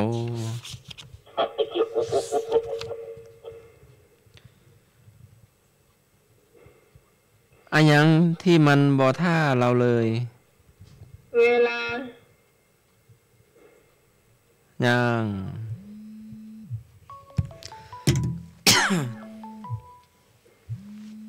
อ้าว ชีวิตความแก่ความชรา วันเวลานะกะ เฉลยเท้า ฮะ เท้าอ่ะ ตีน มันบ่ท่า อ๋อมาเดินไปก่อนอีก มันเตียวไปก่อน มันเก็บไปก่อนเฮาเจ้า ได้สักหนึ่งคำถาม ไปตามมา อยู่หน้าพอบหันอะอย่างออ้อยู่หน้าพ่อบหาร เจ้า หลังกันนอนนอนนี่กะ มันอยู่หน้าเราเนี่ย เขาเรียกว่าหน้า หน้าพ่อบหาร เจ้า หน้าเฮานะ ตา กะฮะตา ตา มันบนตาไปหน่อย คนตา คิ้วหรือว่าคนตาสองตา เลยคิ้วไปหน่อย เลยคิ้วหน้า หน้า ผาก ผาก เก่ง หน้าผาก เจ้า เจ้า พอแล้วก็หมดเวลาแล้วเนาะ เจ้า หมดเวลา หมดเวลาละ ไอ้นุ๊ก ครับผมครับผม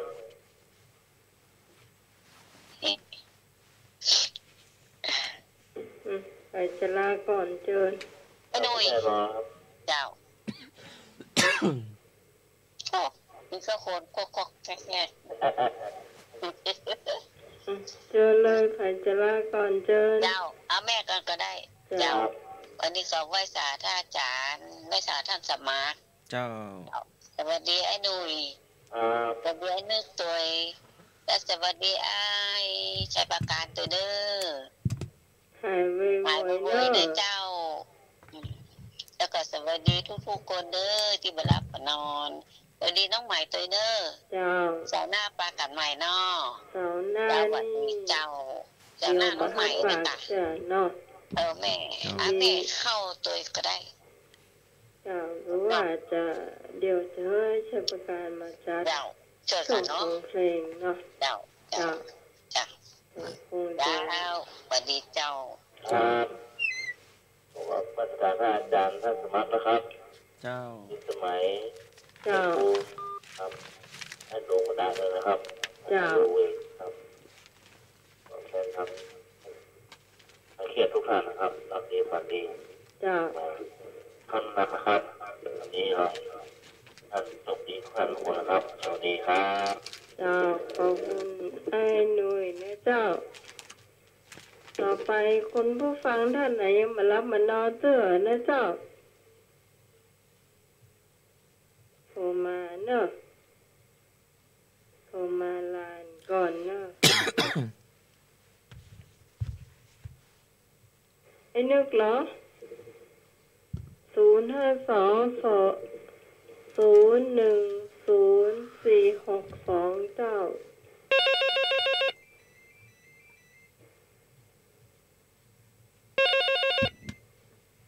สวัสดีครับเจ้า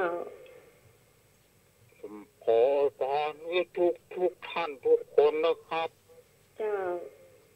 ขอสิ่งศักดิ์สิทธิ์ทั้งหลายใน16ชั้นฟ้า15ชั้นดิน14นภาอากาศคุ้มครองรักษาปกปักรักษาทุกคนทุกท่านนะครับเจ้าสวัสดีครับ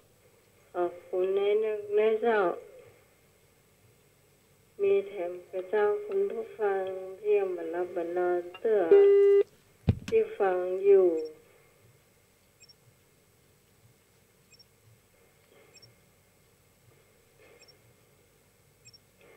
ถ้าบ่มีท่านสมัครเจ้าบันทึกเจ้าแกและเจ้าเอาทำรายการมา3 ชั่วโมงไปสัทธาทุติยปุริสโหติศรัทธาเป็นเพื่อน2ของคนค่ำคืนนี้ก็ผิดพลาดประการใดก็กราบขอสมาอภัยครูบาอาจารย์แล้วก็ให้หลับฝันดีตื่นขึ้นมาก็ฝันดีหลับเป็นสุขตื่นเป็นสุขทุกท่านด้วยเทินเจริญพรเจ้ารับค่ำคืนนี้ก็ต้องขอบคุณคุณผู้ฟังทุกเสียงทุกสายที่มาช่วยการจัดรายการมาสร้างสีสันในรายการทำให้ใครเครียดในคืนวันนี้นะเจ้าขอบคุณคุณผู้ฟังที่อยู่เป็นเพื่อนกันจนถึงเวลาสุดท้ายช่วงนี้นะเจ้าเราจะมาพบปะกันใหม่เจ้าเสาร์อาทิตย์หน้านะเจ้าสำหรับวันเสาร์ไม่แน่ใจอาจจะให้ชาวประการมาทำหน้าที่ช่วงของเพลงก่อนนะเจ้าเอาไว้ปิ๊กมาก็จะมาเข้าแบนเนาะหรือว่าถ้ามาตันก็จะมาเข้าเจ้าสำหรับค่ำคืนนี้ลาคุณผู้ฟังไปก่อนสวัสดีเจ้า